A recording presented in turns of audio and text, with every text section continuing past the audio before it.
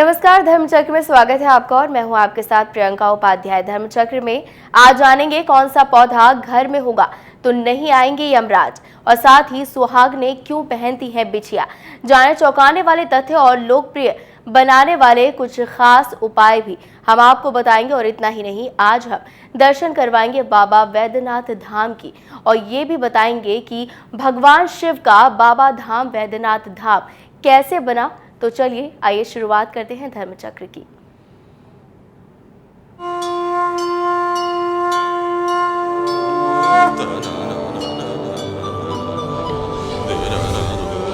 धर्मचक्र। कौन सा पौधा घर में होगा तो नहीं आएंगे यमराज, सुहाग ने आखिर क्यों पहनती है बिछिया, और लोकप्रिय बनाने वाले कुछ खास उपाय जानने के लिए चलते हैं पंडित वैभवनाथ शर्मा जी के पास। नमस्कार, मैं हूं वैभवनाथ शर्मा और आप देख रहे हैं धर्मचक्र। आज के एपिसोड में हम लोग जानने वाले हैं कि कौन सा पौधा घर में अगर आपके होगा तो नहीं आएंगे यमराज या फिर यमदूत। और इसके साथ साथ आज मैं आपको बताने वाला हूं कि सुहागिनें क्यों पहनती हैं पाँव में बिछिया। चौंकाने वाला तथ्य है ये आप सबके लिए। और इसके साथ साथ हम लोग वास्तु उपाय में आज जानने वाले हैं लोकप्रिय बनने के बहुत आसान, बहुत सरल वास्तु उपाय। सबसे पहले जानेंगे कि महिलाएं पाँव में बिछिया क्यों पहनती हैं। औरतों में शादी के बाद बिछिया पहनने का एक रिवाज है, एक परंपरा है। ये पूरे भारतवर्ष में समान रूप से माना जाता है। कई लोग इसे सिर्फ शादी का एक प्रतीक चिन्ह और परंपरा मानते हैं, लेकिन इसके पीछे एक बहुत मजबूत वैज्ञानिक कारण है जिसके बारे में कम ही लोगों को पता है। कैसे और क्यों विज्ञान पर आधारित है यह परंपरा, आज भी महिलाओं के बीच में ये बहुत ज़्यादा प्रचलित है, कायम है। आपने देखा होगा, इसके बारे में हम लोगों ने पहले भी चर्चा की है कि महिलाएं मांग में जो सिंदूर लगाती हैं वो भी पूर्णतः वैज्ञानिक है। तो इन बातों से आपको ये पता चलेगा कि हमारा पूरा जो हिंदू सनातन परंपरा है, जो हिंदू धर्म की रीति रिवाजें हैं, ये सिर्फ ऐसे ही रीति रिवाज बोल करके नहीं बना दिए गए, सिर्फ मान्यताएं नहीं है, पूर्णतः वैज्ञानिक है। और विज्ञान के तर्क पर, विज्ञान की कसौटी पर ये पूरे जांचे परखे और खरे उतरने वाले हैं।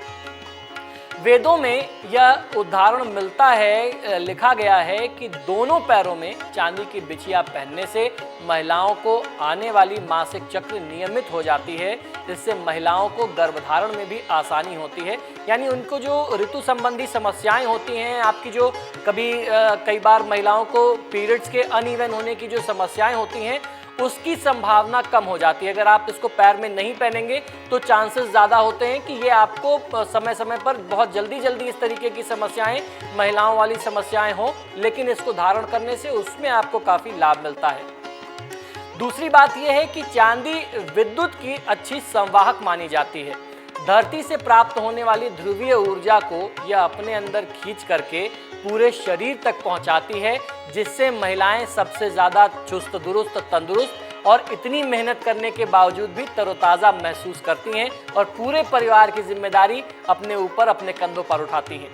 पैरों के अंगूठे की तरफ से दूसरी उंगली में एक विशेष प्रकार की नस होती है जो गर्भाशय से जुड़ी हुई होती है। यह गर्भाशय को नियंत्रित करती है और रक्तचाप को संतुलित करके महिलाओं को स्वस्थ रखती है। इस नस को, उस तंत्र को जो है वह सुरक्षित और स्वस्थ रखती है। बिछिया के दबाव से रक्तचाप नियमित और नियंत्रित रहता है और गर्भाशय तक सही मात्रा में पहुंचती रहती है। जो भी रक्त की ऊर्जा है वह पूरे शरीर में सही मायने में पहुंचते रहती है। तनावग्रस्त जीवन शैली के कारण अधिकांश महिलाओं का मासिक चक्र अनियमित हो जाता है। ऐसी महिलाओं के लिए बिछिया पहनना अत्यंत लाभदायक है।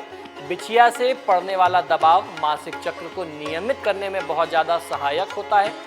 बिछिया महिलाओं की प्रजनन अंग को भी स्वस्थ रखने में बहुत ज़्यादा मदद करता है। हमारे महान ग्रंथ रामायण में भी बिछिया का जिक्र आया है। जब माता सीता को खोजते हुए हनुमान जी लंका पहुंचते हैं तो सीता माता उन्हें अपने पैरों की बिछिया उतार कर देती हैं ताकि श्री राम समझ सकें कि वे अभी जीवित हैं। वैदिक समय में ये महिलाएं जिन आभूषणों को पहनने पर 16 श्रृंगार से सजी मानी जाती थीं, उनमें से एक पाया जाता है। तो इस प्रकार आपने जाना कि आपके गर्भधारण से लेकर के मासिक चक्र से लेकर के आपके गर्भनाश की स्थिति को बचाने में भी बिछिया का महात्म्य बहुत ज़्यादा है। अगर आप बिछिया पहनते हैं तो आप कंसीव बहुत अच्छे तरीके से कर सकते हैं, आपके पीरियड्स टाइम पर होंगे, आप स्वस्थ होंगे। और उसके साथ साथ अगर किसी भी प्रकार से अगर प्राकृतिक तौर पर या किसी शारीरिक कमी के कारण मिसकैरेज की स्थिति होगी तो काफ़ी हद तक ये बिछिया उस स्थिति को टाल सकती है। अपनी तरफ से ये पूरा प्रयास करती है कि आपके साथ ऐसा किसी भी प्रकार का हादसा ना हो सके। तो ये सिर्फ एक सुहाग का प्रतीक चिन्ह नहीं, एक आभूषण नहीं, पूर्णतः आयुर्वेद और विज्ञान पर आधारित एक बहुत आवश्यक, बहुत महत्वपूर्ण चीज़ है जो आपको धारण करनी चाहिए। ये तो बात रही बिछिया की कि क्यों बिछिया धारण करते हैं।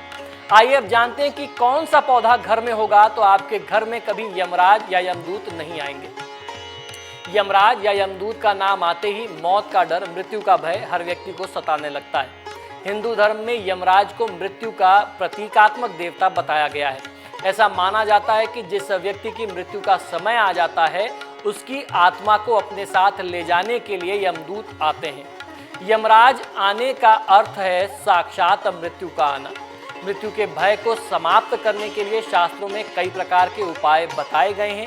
इन्हीं उपायों में से एक है कि अपने घर में आप तुलसी का पौधा लगाएं। तुलसी का पौधा लगाया जाना परिवार में और आपके आसपास आने वाली बहुत सारी बुराइयों, बहुत सारी समस्याओं और बहुत सारी संकटों को दूर कर देता है। शास्त्रों में तुलसी की बड़ी महिमा बताई गई है। तुलसी काननम चैव गृहे यस्यावतिष्ठते तद्गृहं तीर्थभूतं हिम नायन्ति यम किंकरः। तुलसी मंजरी भीर्यः कुर्यादि हरिर्नाम न स गर्भ गृहे याति मुक्ति भागी भवे नरः। वेद पुराण में दिए गए इस श्लोक का अर्थ ये है कि जिस भी व्यक्ति के घर में तुलसी का पौधा होता है वह घर तीर्थ के समान हो जाता है। यहाँ मृत्यु के देवता यमराज भी नहीं आते।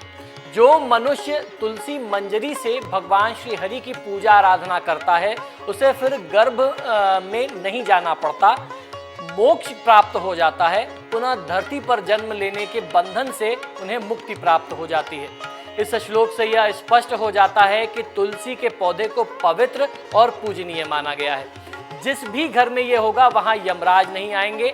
यहाँ यमराज या फिर यमदूत से नहीं, तात्पर्य है जिस घर में तुलसी का पौधा होगा वहाँ रहने वाले व्यक्ति को बहुत अच्छा लाभ मिलेगा। वहाँ रहने वाले लोगों का जीवन स्वर्ग के समान हो जाएगा। तुलसी के प्रभाव से घर में सभी सुख सुविधा का साधन प्राप्त होगा। किसी को भी मृत्यु का भय नहीं रहेगा। तुलसी का पौधा होने से वातावरण में मौजूद विषैले जीवाणु स्वतः ही नष्ट हो जाते हैं।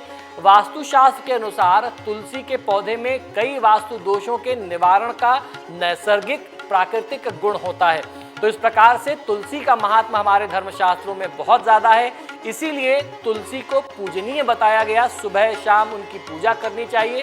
तुलसी का पान करना या तुलसी को जल में डाल करके उस जल का पान करना अमृत के समान बताया गया है। ये हमारे शरीर के रोगों को दूर करता है, नाना प्रकार की व्याधियों को दूर करता है। और जिस भी जगह पर तुलसी का पौधा लगा हो इसके प्रभाव से वह जगह अपने ही आप शुद्ध रहती है। तो ये तो बात रही तुलसी के पौधे की, जिसको लगाने से घर में कभी भी यमदूत या यमराज नहीं आते। आइए अब हम जानते हैं कि यदि आप लोकप्रिय बनना चाहते हैं तो किस प्रकार वास्तुशास्त्र आपकी सहायता कर सकता है। यदि आप अपने कंप्यूटर के वॉलपेपर पर दौड़ते हुए घोड़ों का चित्र लगा दें, घोड़ों का फोटो लगा दें, तो आपके काम करने की जो क्षमता है उस पर भी बहुत अच्छा प्रभाव पड़ेगा। क्योंकि घोड़ा हमेशा से शुभ ऊर्जा का प्रतीक माना जाता है। इसे देख करके कार्य में ध्यान लगता है और शुभ ऊर्जा प्राप्त होती है। यदि आपको अक्सर नकारात्मक विचारों से जूझना पड़ता है तो यह फोटो, यह चित्र आपके विचारों को भी नियंत्रित करेगी। वास्तुशास्त्र के अनुसार घोड़ा शक्ति का पर्याय माना जाता है। ये एक ऐसा जीव है जो जीवन में कभी भी बैठता नहीं है, कभी भी थकता नहीं है। घोड़ा कभी थकता नहीं। यही वजह है कि जहाँ घोड़े का या घोड़े से संबंधित कोई फोटो या चित्र होगा वहाँ का वातावरण सदैव भरपूर होता है। अपने घर के दक्षिणी कोने में अगर आप पक्षियों को जगह दे सकते हैं तो अवश्य देना चाहिए। ये भी शुभ संकेतात्मक होते हैं। ये आपको बहुत अच्छा लाभ देते हैं, आपकी कीर्ति प्रसिद्धि में आपकी सहायता करते हैं। सभी अपने जितने भी आपके एकेडमिक सर्टिफिकेट्स हैं और आपकी जो डिग्रियां हैं उनको घर के दक्षिणी हिस्से में यदि आप अगर रखें तो ये आपको बहुत बेहतरीन फलदायी माना जाता है। ये आपको बहुत कीर्ति और प्रसिद्धि दिला सकता है, समाज में मान सम्मान और प्रतिष्ठा बढ़ती है। अपने गार्डन के दक्षिणी हिस्से में लाल रंग के फूलों का पौधा लगाना चाहिए। यदि गार्डन की सुविधा आपके पास उपलब्ध ना हो तो इसे घर के अंदर भी रखा जा सकता है। घर में पेंटिंग्स दक्षिणी के हिस्से में 3 या फिर 9 के समूह में अगर आप रखते हैं दक्षिणी क्षेत्र में तो आपको फायदा मिलता है। यदि इन पेंटिंग्स के लिए भी लाल रंग के फ्रेम का इस्तेमाल किया जाए या पेंटिंग्स में लाल रंग का प्रयोग ज़्यादा किया जाए तो भी ये आपको बहुत अच्छी ऊर्जा दे सकता है, आपकी ऊर्जा में और वृद्धि कर सकता है। इसके साथ साथ रोशनी का ध्यान रखना अपने घर में भी बहुत आवश्यक होता है। ज़रूरत हो तो इस हिस्से में मोमबत्तियां आप प्रयोग में ले सकते हैं। संध्या काल के समय में लाल बल्ब जला दें या फिर रेड कैंडल आप साउथ के डायरेक्शन में दक्षिण क्षेत्र में जलाएं। ये काफ़ी शक्तिशाली ऊर्जा का संचार करता है। इसके साथ साथ बहुत प्रचलित वास्तु का उपाय यह है कि अगर आप अपने व्यापार को विश्व स्तर पर ले जाना चाहते हैं, खूब ढेर सारा नाम कमाना चाहते हैं तो आप अगर आप अपने नाम से कोई बिजनेस करते हैं या फिर अपने फर्म का, अपनी दुकान, अपनी फैक्ट्री, अपने किसी भी ऑफिस का नाम, अपनी फर्म का नाम साउथ की वॉल में लाल रंग के अक्षरों से, लाल रंग के पेंट से या जो आजकल प्लास्टिक वाले फॉन्ट्स आते हैं, अगर आप उससे साउथ की वॉल पे दक्षिण की दीवार में अपने घर में लिखवा दें या अपने ऑफिस में लिखवा दें तो इससे निश्चित तौर पर ये गारंटी है कि आपकी कीर्ति प्रसिद्धि, आपका नाम जो है वह विश्व स्तर का नाम बन जाएगा। आपकी फैक्ट्री, आपकी कंपनी, आपके ऑफिस का नाम अंतर्राष्ट्रीय स्तर पर जाना जाने लगेगा। तो ये कुछ सरल वास्तु उपाय थे जिनको जान करके आप अपने जीवन में सुख, समृद्धि और ख्याति प्राप्त कर सकते हैं, प्रसिद्ध हो सकते हैं। इसी शुभकामना के साथ कि आज का आपका दिन शुभ हो और आपको यह एपिसोड पसंद आया होगा, मुझे आज्ञा दीजिए। नमस्कार। चलिए यहाँ लेते हैं एक छोटा सा ब्रेक और ब्रेक के बाद दर्शन कराएंगे बाबा वैद्यनाथ धाम की।